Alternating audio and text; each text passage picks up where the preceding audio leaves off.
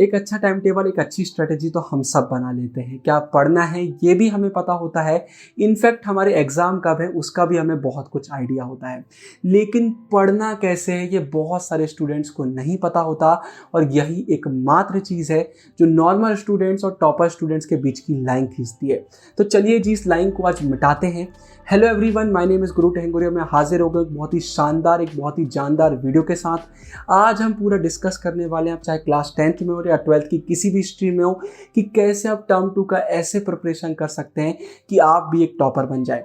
मैंने भी इन्हीं टिप्स को फॉलो किया था और क्लास 12 CBSE में 95.6% स्कोर किए थे, और मुझे पूरा विश्वास है कि आप इससे ज़्यादा भी कर सकते हैं। तो वीडियो पूरी देखिएगा, कुछ भी स्किप मत करिएगा। ये वीडियो एक लाइफ चेंजिंग वीडियो होने वाली है। तो सीधे इस वीडियो को चालू करते हैं बिना कोई टाइम वेस्ट किए। तो सबसे पहले बात कर लेते हैं कि आज की वीडियो में से कौन से टॉपिक्स हैं जो हम कवर करने वाले हैं। सबसे पहले हम टर्म 2 का एक फाउंडेशन बिल्ड कर रहे होंगे, जहां पर मैं आपको बेसिक चीज़ें बता रहा हूँगा जो आपको समझना बहुत ज़रूरी है। अगर आप उनको समझ गए तो हमारा एक फाउंडेशन बन जाएगा। उसके बाद हम डिस्कस कर रहे होंगे कि आखिर टर्म 2 का प्रिपरेशन हमें कैसे करना है। फिर मैं आपको बताऊंगा कि ऐसी कौन सी मिस्टेक्स है जो बहुत सारे स्टूडेंट करते हैं और वो हमें नहीं करना है।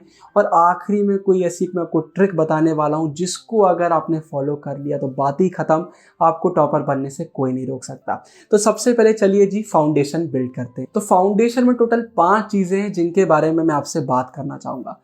सबसे पहला आता है कि भाई टर्म 2 हमारा थोड़ा सा खतरनाक होने वाला है। डरने की बात नहीं, मैं आपको बताता हूँ। देखिए, हमको अभी कुछ भी नहीं पता है हमारा पेपर सब्जेक्टिव होगा या ऑब्जेक्टिव होगा, ये बहुत कोविड पर डिपेंड करने वाला है।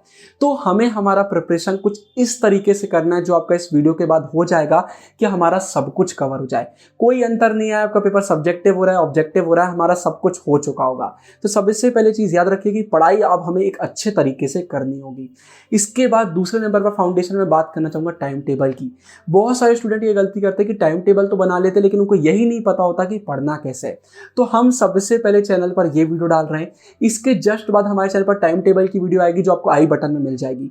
उसको देखकर आप टाइम टेबल बनाइए, आपका सब कुछ क्लियर हो जाएगा। और आज ही बता रहा हूँ, ये वीडियो चाहे आप आज देख रहे हो, चाहे आज से 1 महीने बाद 2 महीने बाद देख रहे हो, कोई अंतर नहीं आता। वो टाइम टेबल की वीडियो ऐसी होने वाली है कि आप जिस दिन भी उसको देखेंगे उसी दिन से आपका एक सॉलिड टाइम टेबल बनकर आपके सामने आ जाएगा। तो ये चीज़ आपको याद रखना है। इसके बाद थर्ड नंबर पर एक इंपॉर्टेंट टॉपिक कि भाई बोर्ड का एग्जाम आता कहाँ से। तो अभी आप सबने टर्म 1 दे दिया, आप सबको पता होगा कि पूरा आपके सिलेबस से आता है, पूरा आपकी मेन बुक से आता है। और मोस्ट ऑफ द सब्जेक्ट्स में आपकी मेन बुक क्या है, आपकी NCERT।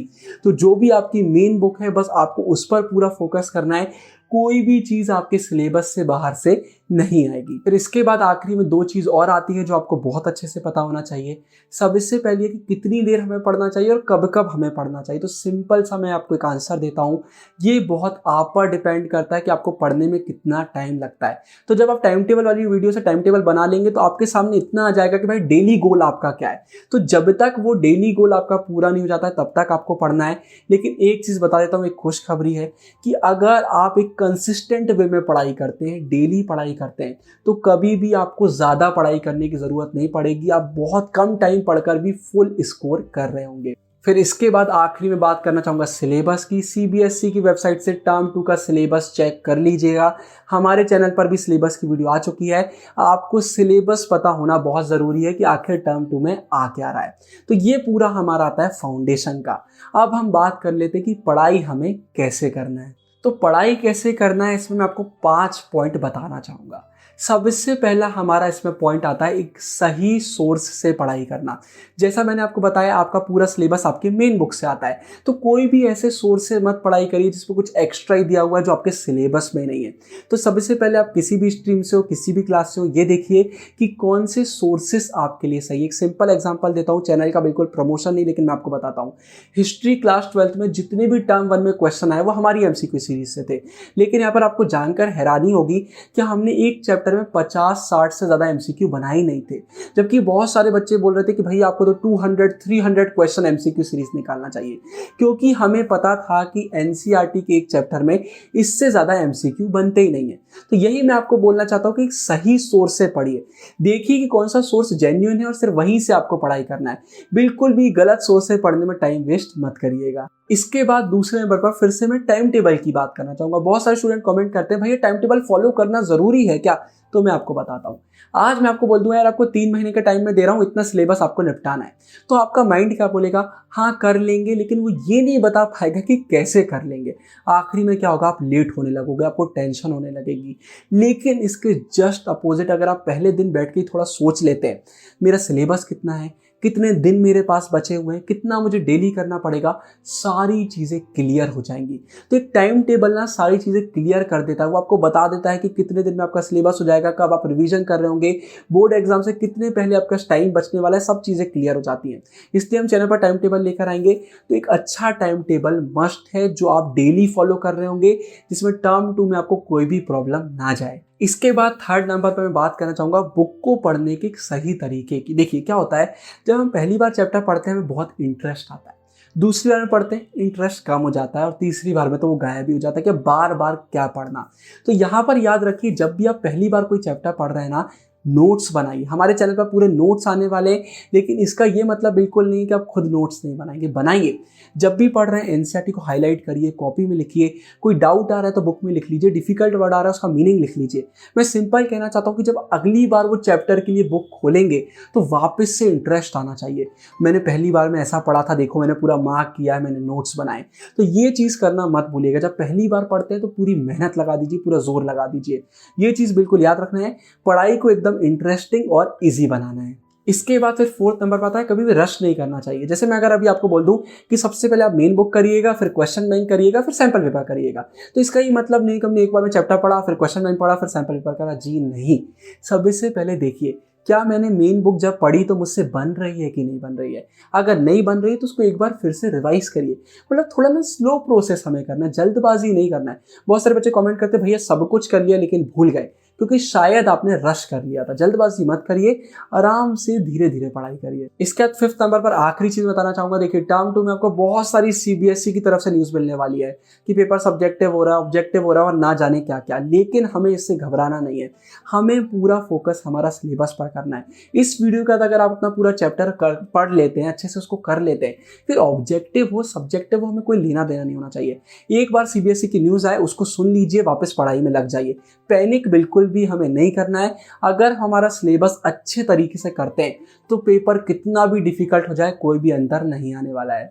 फिर इसके बाद जैसा कि मैंने आपको कहा था कि आखिरी बहुत शानदार चीज मैं आपको बताने वाला हूं, तो वो तो मैं आपको बताऊंगा, लेकिन उससे पहले अब हम बात कर लेते हैं कि ऐसी कौन सी 5 गलती हैं जो बिल्कुल भी हमें नहीं करना है। सबसे पहला आता है रॉन्ग सोर्स। कई जगह पर बहुत गलत चीजें पढ़ाई जाती हैं, आपने भी देखा होगा पिछले बहुत सारे सोर्सेस में गलत आंसर दिए हुए थे। तो कोई भी ऐसी जगह से पढ़ाई मत करिएगा जहां पर आंसर गलत है, एक्सप्लेनेशन गलत है या चीजें गलत दी हुई है।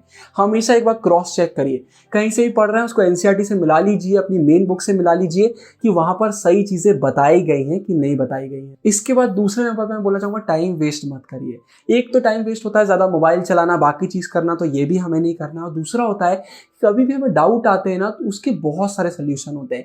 हमेशा स्मार्ट वर्क करिए, देखिए ऐसा कौन सा सोल्यूशन है जो सबसे कम टाइम ले रहा है और सबसे बेस्ट सोल्यूशन है, ये आपको खुद देखना पड़ेगा। लेकिन हमेशा याद रखिए कि हर चीज को करने के बहुत सारे रास्ते होते हैं, हमें हमेशा सही रास्ता चूज करना है। इसके बाद थर्ड नंबर पर आता है मिस्टेक्स करते रहना। इसको मैं आपको समझाता हूँ। कई स्टूडेंट क्या करते हैं, एक ही मिस्टेक्स दोहराते हैं। उसका रीजन होता है कि उन्हें अपनी मिस्टेक ही नहीं पता होता। जैसे एग्जांपल देता हूँ, आपको एक चैप्टर पढ़ने में बहुत ज्यादा टाइम लग रहा है, तो देखिए कि सिर्फ आपको लग रहा है या सभी को लग रहा है। अगर सिर्फ आप ही को ज्यादा टाइम लग रहा है तो मतलब कुछ मिस्टेक कर रहे हैं। दोस्तों से पूछिए, हमसे पूछिए, अपनी मिस्टेक ठीक करिए, आपका टाइम अपने आप कम हो जाएगा। एक एग्जांपल था, हमेशा याद रखिए बीच में रुकिए और देखिए कि मैं सही काम कर भी रहा हूं कि नहीं कर रहा हूं, मुझसे कौन सी मिस्टेक्स हो रही है जिन पर मुझे काम करना जरूरी है। हम इतने फ्लो में आगे बढ़ जाते हैं कि हम अपनी मिस्टेक्स देखते ही नहीं है, और फिर ये बाद में आपको टर्म 2 में दिक्कत दे सकती है। तो हमेशा अपनी मिस्टेक्स पर काम करिए। इसके बाद फोर्थ नंबर पर आता है स्किप मत करिए। बहुत सारे लोग चैप्टर पढ़ते हैं और कुछ डिफिकल्ट आती है उसको बोलते हैं बाद में करेंगे। बाद कभी नहीं आता है। कुछ भी पढ़ रहे हैं उसको पूरा फिनिश करिए, एक फुल स्टॉप लगा कर ही उसको छोड़िए। इसका 5th नंबर पर आता है टेंशन में पढ़ाई मत करिए। अगर आपका पढ़ाई का मन नहीं कर रहा है तब आप पढ़ाई कर रहे हैं, आपको बहुत टेंशन है तब पढ़ाई कर रहे हैं, आपकी पढ़ाई नहीं हो सकती। हमेशा खुश मन के साथ पढ़ने बैठिए, स्माइल करिए, पढ़ने बैठिए, आपको पढ़ाई में मज़ा आएगा। तो ये 5 टिप्स आती है भाई, कैसी कौन सी मिस्टेक्स है जो हमें बिल्कुल नहीं करना है, तो ये बिल्कुल भी आप मत करिए। इसके बाद हमारी वीडियो का आखिरी सबसे इंपॉर्टेंट पार्ट आता है, लेकिन इससे पहले कुछ चीज़ आपको समझा देता हूँ। अगर इसको आप जल्दबाजी में सुनेंगे, आपको कुछ भी समझ में नहीं आएगा और आप बोलेंगे भैया क्या बातें आप कर रहे हो, लेकिन अगर इसको आपने समझ लिया तो टर्म 2 में भाई बल्ले बल्ले होने वाला है। तो बच्चों के जो सबसे ज़्यादा हमें कमेंट आते हैं वो यही आते हैं कि भैया बुक को ऐसा किस तरीके से पढ़ लें कि बोर्ड में कोई भी क्वेश्चन आ जाए वो हमसे बन रहा हो। तो वही मैं आपको बताने वाला हूँ। सबसे पहले एक स्टेटमेंट को लिख लीजिए, स्टडी टेबल के सामने चिपका लीजिए। वो है IDID NDA टेस्ट। मतलब आपका NDA का टेस्ट होने वाला है जिसके लिए आपको 2 ID चाहिए, एक आपकी ओरिजिनल ID बोल दीजिए और एक फोटोकॉपी बोल दीजिए। मतलब IDID NDA टेस्ट। अब ये होता क्या है, तो इनका मीनिंग मैं आपको समझाऊंगा और फिर आखिरी बताऊंगा कि किस सब्जेक्ट में कैसे क्या आपको इसको इम्प्लीमेंट करना है। तो पहले तो इसको अच्छे से समझिए। पहले आई का मतलब होता है इंट्रोडक्शन एंड कंक्लूजन। कोई भी टॉपिक, कोई भी चैप्टर आप पढ़ रहे हैं तो उसका इंट्रोडक्शन आपको पता होना चाहिए, उसका कंक्लूजन आपको पता होना चाहिए। ये आपको आंसर राइटिंग में बहुत मदद करने वाला है। इसके बाद जो ID का D आता है, D का मतलब होता है डेट्स। अगर आपके पैराग्राफ में कोई भी इंपॉर्टेंट डेट्स आ रही है उसको लिख लीजिए, मार्क कर लीजिए, वो आपको याद होना चाहिए। तो ये पहला हमारा ID आता है। इसके बाद अब बात कर लेते हैं दूसरे ID की। तो पहले I का मतलब अब इसमें होता है इन्वॉल्वमेंट। इसका मतलब हमने इन्वॉल्वमेंट रखा है। इसका मतलब है कि उस पैराग्राफ में किन चीज़ों का इन्वॉल्वमेंट है। किसी के नेम्स हो सकते हैं कि ये चीज़ इन्होंने डिस्कवर करी थी, इसके ये लोग मेंबर थे, मतलब लोगों के या किसी चीज़ के नाम वहाँ पर आ रहे हैं। नेम्स हो सकते हैं, कोई मेंबर्स के ग्रुप के नाम हो सकते हैं, कंट्री के नेम्स हो सकते हैं। इसके बाद ऑर्गेनाइजेशन के नेम हो सकते हैं, फुल फॉर्म हो सकते हैं, शॉर्ट फॉर्म्स हो सकते हैं। ऐसी कोई भी चीज़ जहाँ पर लोगों का इन्वॉल्वमेंट दिखाया जा रहा है, चीज़ों का इन्वॉल्वमेंट दिखाया जा रहा है, वो आपको याद करना है। जैसे अगर आप कोई पैराग्राफ पढ़ रहे हैं तो उसमें दिया गया है इसमें इतने मेंबर थे, इस ऑर्गेनाइजेशन का ये शॉर्ट फॉर्म है, फुल फॉर्म ये है, ये इस तारीख को एस्टेब्लिश हुआ। तो जितनी भी चीज़ों की इन्वॉल्वमेंट आपको देखने को मिल रही उसको आपको याद करना है। इसके बाद इसमें जो दूसरा D आता है, इस ID का जो हमारा D है उसका मतलब है आपका डेफिनेशन और स्टेटमेंट। अगर आपके पैराग्राफ में कोई भी डेफिनेशन दी हुई है, ये स्टेटमेंट, जैसे सीधे स्टेटमेंट दी होती है ना कि NITI Aayog is the think tank of our government, या फिर ये चीज़ इस तारीख को एस्टेब्लिश हुई, इस चीज़ में इस चीज़ का बहुत बड़ा रोल है, मतलब सीधे सीधे स्टेटमेंट जो हमारे MCQ में बहुत बार देखने को मिली।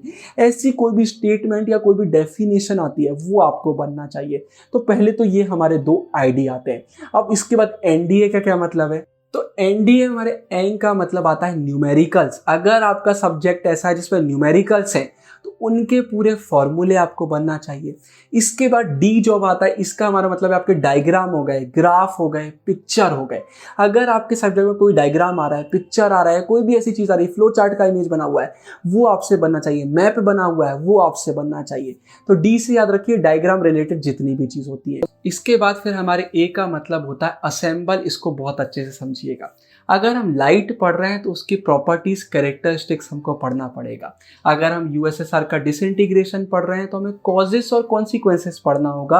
अगर हम इंटरनेट की पढ़ाई कर रहे हैं तो उसके पॉजिटिव्स, उसके नेगेटिव्स हमें जानना पड़ेगा। मतलब जैसे जैसे आपके सब्जेक्ट चेंज होंगे वैसी वैसी चीज़ों उसमें आपको असेंबल करनी पड़ेंगी। हमारा टर्म 2 का जो पर्पस है उनके लिए उन चीज़ों को वहाँ पर खड़ा करना पड़ेगा। सिंपल एग्जाम्पल है, अगर आप पॉल्यूशन पढ़ रहे हैं तो पॉल्यूशन के पहले आपको उसकी डेफिनेशन पता होना चाहिए, उसकी कैरेक्टरिस्टिक्स पता होना चाहिए, उसके कॉजेस पता होना चाहिए, कॉन्सिक्वेंसेस पता होना चाहिए, उसके सोल्यूशन पता होना चाहिए। ऐसे ही देखिए कि आपका चैप्टर आपको किन चीज़ों को असेंबल करने की हिंट दे रहा है, उन चीज़ों को असेंबल करिए और टर्म 2 में इससे आपकी आग लगने वाली है। फिर इसके बाद आखिरी में टेस्ट के T की अगर हम बात करते हैं तो उसका मतलब होता है टर्मिनोलॉजी एंड डिफिकल्ट वर्ड्स। आपके हर सब्जेक्ट की लैंग्वेज बहुत अलग होती है। आप 2 अलग अलग सब्जेक्ट की बुक पढ़िएगा, एक में अलग अलग टाइप के वर्ड यूज हो रहे होंगे, दूसरे में अलग टाइप के यूज हो रहे होंगे, क्योंकि हर बुक ना अपनी लैंग्वेज यूज करती है। तो आपको बुक की लैंग्वेज बहुत अच्छे से बनना चाहिए और साथ में जितने डिफिकल्ट वर्ड आ रहे हैं उनके मीनिंग आपको पता होना चाहिए। तो ये हमारा होता है आईडी, एनडीए और टेस्ट का हमारा टी। इतनी चीजें सामने आप लिख लीजिए। अब इन चीजों में से जितनी भी चीजें आपके किसी भी सब्जेक्ट के किसी भी टॉपिक में आ रही है वो आपसे बनना चाहिए। डरने की कोई बात नहीं, इतनी सारी चीजें आपको हर टॉपिक में नहीं मिलने वाली है। हो सकता है आपको किसी सब्जेक्ट में से 2 चीजें मिल रही हो, 1 चीजें मिल रही हो सकता है किसी में सब कुछ मिल रहा हो। ये आपको देखना पड़ेगा। और एक और चीज बता देता हूं, आपको लग रहा है कि यार ये तो बहुत डिफिकल्ट चीज हो रही है, नहीं, जहां आपने इसकी थोड़ी सी प्रैक्टिस डाल ली, आपका माइंड अपने आप इन चीजों को ग्रैब करने लगेगा। अगर कॉन्सिक्वेंसेस लिख के आए उसको अपने आप याद हो जाएंगे, कॉजेस लिख के आए उसको अपने आप याद हो जाएंगे, डेट्स आ रही है आप अपने आप उसको हाईलाइट कर रहे होगे, स्टेटमेंट आ रही होगी अपने आप उसका नोट्स बना रहे होगे, अपने आप आपका दिमाग उसी तरीके से काम करने लगेगा। तो स्टडी टेबल में सामने इसको लगा लीजिए कि अगर मैंने एक चैप्टर पढ़ा तो मुझे उसका आईडी, एनडीए टेस्ट पता होना चाहिए।